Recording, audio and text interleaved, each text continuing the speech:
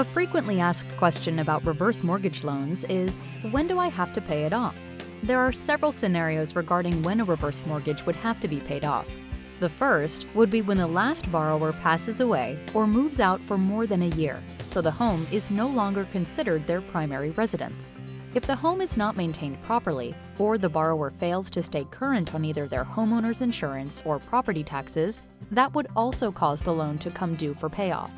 Under these circumstances, the borrower or their heirs have two ways to satisfy the HECM reverse mortgage loan. They can simply choose to sell the home, pay off the mortgage, and keep any remaining balance. If the loan balance exceeds the value of the home at that time, the heirs can sell the home at 95% of the current appraised value, and FHA mortgage insurance will make up the difference.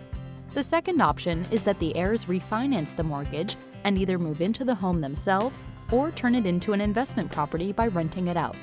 But one circumstance borrowers don't have to worry about is outliving a reverse mortgage, because the term of the loan is the youngest borrower's 150th birthday. To find out more about how reverse mortgages work, call us today.